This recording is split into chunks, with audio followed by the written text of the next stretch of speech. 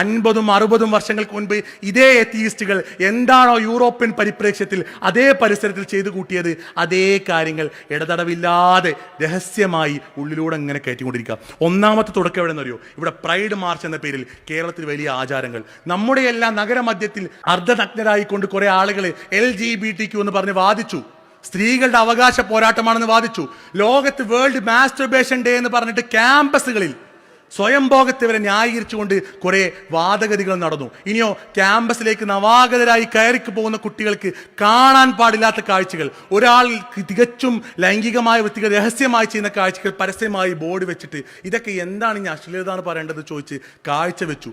ഇത്തരത്തിൽ സ്ത്രീകളെയും പുരുഷന്മാരെയും ഐഡന്റിറ്റി തന്നെ ഇല്ലാതാക്കിയ അതേ മനുഷ്യർ പിന്നീട് കാണിച്ചു കൂട്ടിയ കാര്യങ്ങളാണ് ഈ സ്കൂൾ കരിക്കുലത്തിൽ ചെയ്തു കൂട്ടിയത്. നമ്മൾ നേരത്തെ പറഞ്ഞതുപോലെ ഇവിടെ നമ്മുടെ മക്കൾ പഠിക്കുന്ന കരിക്കുലവുമായി ബന്ധപ്പെട്ട NSS ക്യാമ്പുമായി ബന്ധപ്പെട്ട ആ ഒരു വിഷയം വലിയൊരു വിഷയമാണ് ഞാൻ ഇവിടെ പറയുന്നില്ല. എന്തായാലും തുടർച്ചയായിക്കൊണ്ട് ഈ ജെൻഡറുമായി ബന്ധപ്പെട്ട ഓരോ കാര്യങ്ങൾ ഇഞ്ചക്ട് ചെയ്ത് കയറ്റുന്നു. പിന്നീടോ ഇവരുടെ സിനിമകളിൽ അടിച്ചു കയറ്റി.